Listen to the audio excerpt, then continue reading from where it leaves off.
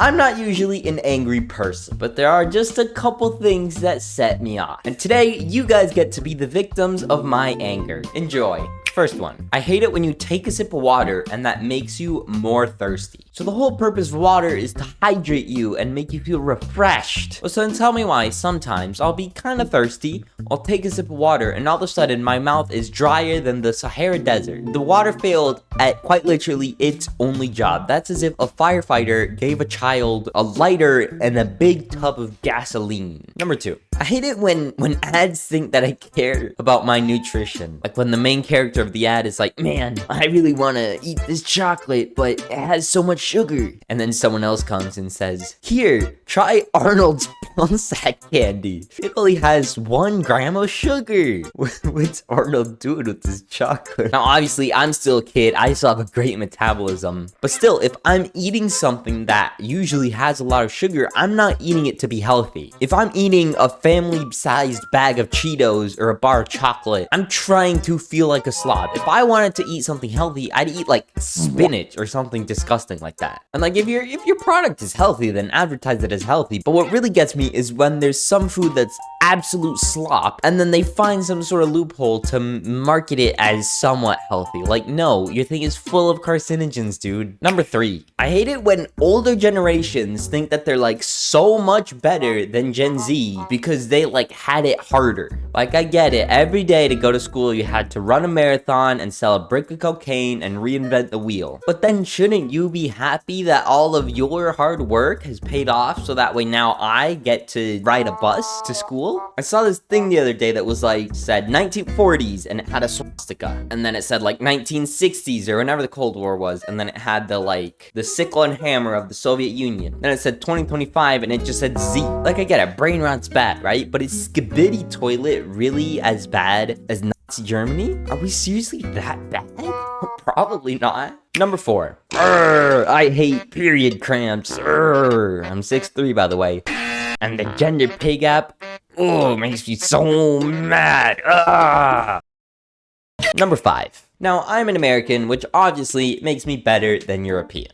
However, one thing that Europeans definitely got right is their tipping culture. I think it's so stupid how the default tipping is 20%. Like, you are considered a rude person if you don't tip. A tip is supposed to be a reward for good service. It's supposed to motivate you to give me the best service because then I might give you some money. And it's just gotten so out of hand. And I think the worst part is that like people like waiters get such a low salary because they're expected to get tips. Like, again, the tips shouldn't be something that you expect. The tips should be a reward for the people who do good. And now, while we're talking about tipping, there's something that I need to confess. So this happened a couple years ago. It was my first time using DoorDash. I didn't quite know how it worked, so then when I scrolled down to the part where it said place a tip, I was just messing around. I put 1 cent. And I didn't know that the drivers got all the tip and that it's like it doesn't really pay well and they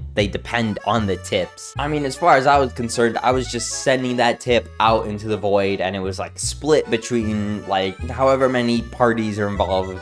And I feel so bad because the food gets there. My dad's like, oh, can you go grab it? I step outside and the guy's like, hey, sorry, did you make a mistake here? Is this supposed to be a 1 cent tip? And I'm such a socially awkward guy that I kind of just like, oh yeah, that was a mistake. Sorry. I grabbed the food. I walked back in the house and that's it, dude. I should have like, thinking back on the situation, I probably should have like given him like $10 or something. But I just kind of went in the house and ate my food. And if that was you who I tipped 1 cent to, I'm terribly sorry, man.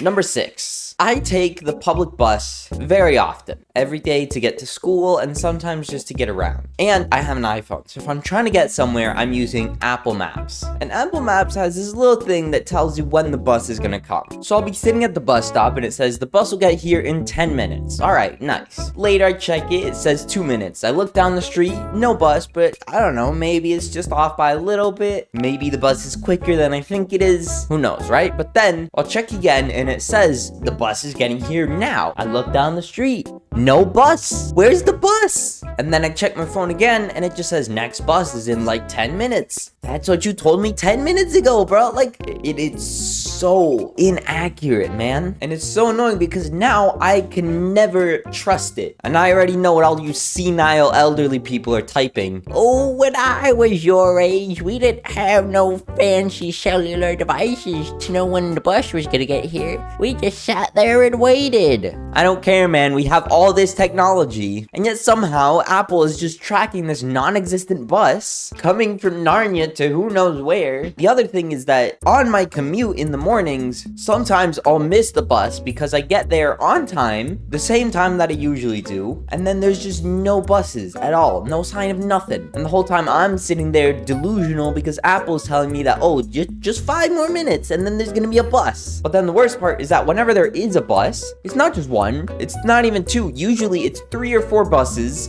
back to back to back to back. And it befuddles me as to how this could possibly happen. I mean, the buses have to leave in intervals, right? Like, they're not sending them all off at the same time. But if there's some traffic, then how do the other buses reach them? How do they catch up? Why can't they spread the buses apart so that way I can actually get to school on time? I am dumbfounded as to how this keeps on happening. But something that would make me incredibly mad, that would fill me with a deep, intense rage, is if you didn't subscribe. You better hit that subscribe button. I know where you live, John. Alright, bye!